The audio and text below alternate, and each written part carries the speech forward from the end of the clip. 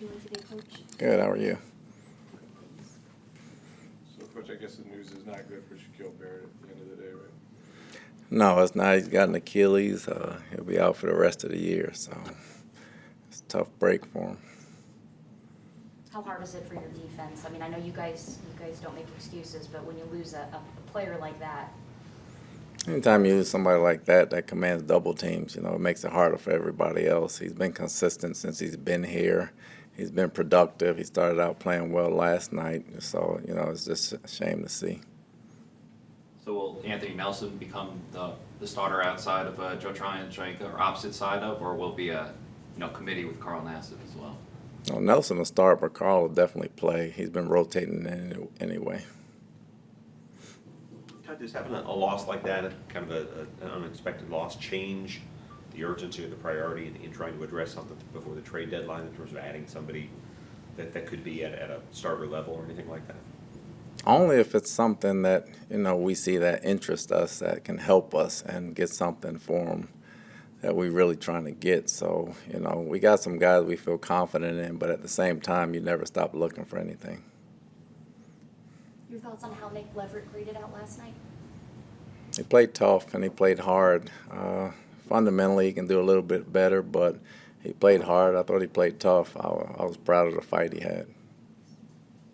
Coach, your defense was on the field a long time, so it stands to reason they may have worn down in the second half. But there were some plays, one in particular I remember, where Devin White just is not running to the ball. Do you watch, when you watch the tape, do you single out the guys that just aren't giving that effort? We single out loafs all the time if they're loafing. Some guys are gas, some guys are loafing, but we single everything out. In that instance, did you think he was loafing or was he gas? A little bit of both. Todd, overall, Devin was the NFC Defensive Player of the Month for the whole league in September.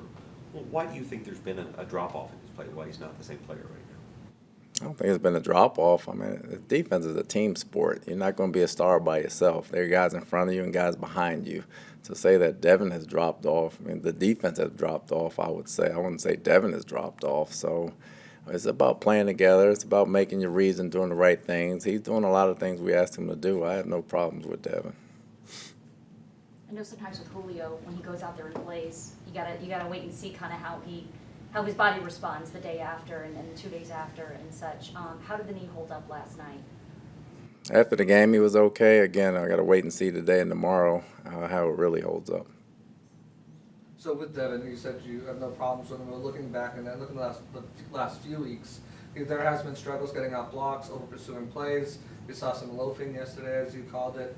Is there any point where the scenario comes up where you may look to see what Falcazzi can give you in that position?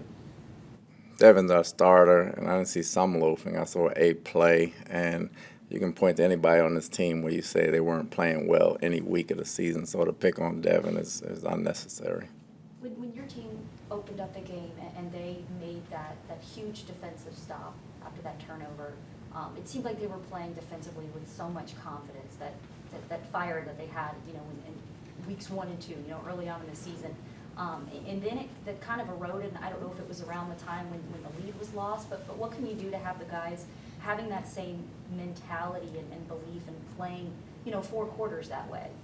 The mentality's there. The mentality is always there. Then it's about playing fundamentally sound, not trying to press too much and doing the right things when your number is called upon. So that's the 4 quarters of it. It has nothing to do with the toughness. We know we have toughness. We just got to play smart for 4 quarters. When Devin is sometimes out of position, I know like the Najee Harris, touchdown a few weeks ago in Pittsburgh, is that because he's pressing, because he's trying to make that big play, mental error? No, again, I don't have a problem with Devin.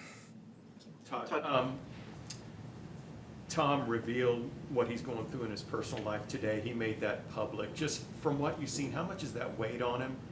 How much of a distraction has it been for him trying to do the job that he loves?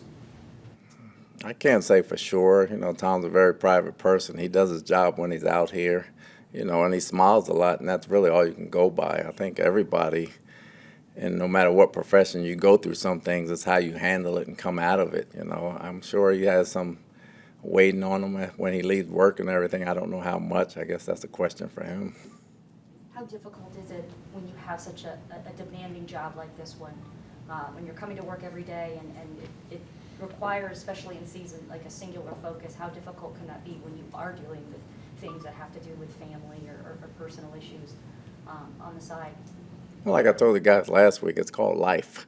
You know, you're not going to have a day where you don't deal with this type of stuff, whether you're working or not. You can be on vacation and deal with the same thing. This is not a new or a different type of deal for a lot of people in the world. It's life. You're going to have this whether you're a billionaire. You're going to have this whether you're broke. You're going to have ups and downs. You're going to have deaths in the family. You're going to have hard times. That's just part of life. You got to navigate as best you can and keep moving. I know fourth down decisions can be tough, and you're nice enough to share kind of the rationale sometimes on things. Third quarter, I think it was a tied game. You guys had a 4th and 2 at the +47 and punted. Was there much thought to trying to go for it there? Not really. The way the game was going, I mean, it was a close ball game against a good team. You don't want to give it back to them in good field position. So we tried to punt and keep them down there and get the ball back in good field position and try again. Are there any guys that you're hoping you might be able to get back next week in the injury situation? I know Akeem Hicks, he was back in the locker room this week, had a big smile on his face. I don't know if there's a possibility he could be out there, maybe Sean. Hopefully, you know, we'll see him practice next week. Sean and Carlton and Hicks are close, but we'll see how close. The first 2 drives of the game were, you know, as expected. What did you want? Points on the board. But what did you see rewatching the tape that kind of fell apart after that? I thought we mixed it up a little bit the first 2 drives of the game. You know, I thought we got a little pass happy once we got going towards the end.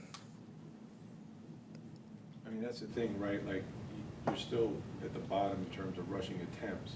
Would you like to see that change in general in games that you're not really that far out of? Yeah, and I've discussed that with him. Obviously, we've had that discussion, and we'll be discussing it all weekend. So, but, you know, for me, I would like to see a little more.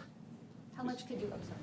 I was just going to say, is there anything else, like from a staff standpoint, I know you guys will meet, any significant changes with either what guys are doing on the staff or schematically or anything you think you'll undertake during these 10 days? I'm sure schematically, you know, we'll discuss what we're doing, who's up and who's down. We'll discuss that as well, but definitely schematically. What's the schedule going to be like for you guys over these next few days while the players have a mini bye? We'll be meeting, going over scheme and trying to get better. And Tuesday's first day back right now for players then? Monday. Monday? Monday. Will they be practicing Monday? Will they practice Monday? Yes, And then normal Tuesday off? correct. Right, sorry. What kind of message did you give the team before guys departed for this weekend? You know, we own our record at 3-5. We lost. We understand we lost. We played hard. No consolation in playing hard. We got to get better, and we can only fix it. We're still in the dark place right now. We can only grind and get better at it. We can be better at it as coaches.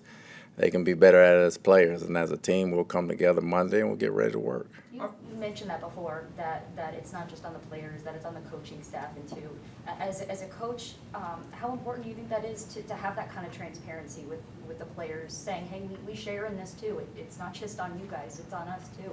It's very important. I mean, we're a team. You know, we're a team. We're not going to shy away from things that we can get better at, and we don't shy away from things they can get better at. That's how you become a better team. You know, that's how you remain close, and that's how you work your way out of the hole. Players can obviously execute better. That's a given. But you talk about the coaches need to do better as well. What exactly do you guys look at, and how do you get better yourselves as coaches? Every time you lose a ball game or win a ball game, the first thing I know I do when I look at tape is see what I could have called better, what I could have done better, what was my fault, what I can't sleep with, what I can do better, and explain it to that person. That's the first thing I do. And we look at the coaches and make sure everybody's coaching their guys to do the right things and make sure they're in position to understand and do the right things. So you have to take self-evaluation before you could ever criticize a player as a coach, in my opinion. Do you feel like this team is still responding to all the coaches on this team? Yes, I do. It's a week-to-week league, right? Always. Sometimes you're just a game away, but when you lose 3 in a row, it can seem like you're never going to win again. And when you win one, it can feel like you're never going to lose again. So in your experience in this league, we talk about it being dark, but in reality, 3-5 in the division, that could be the top record in this division by Sunday. We don't know, so. It could be. We don't think about it like that right now, but it's a week-to-week league. You feel like you jump off a cliff and you don't feel good at all, and everything's depressing, and then you win a ball game or two, and then everything's happy. So we just have to navigate the right way and keep doing the right things, and we'll come out of it. And of all teams to face, right, it's the Rams coming up this week. It really doesn't matter who we play this week. We need to work on ourselves. Yep. Thank you, Todd. Put out the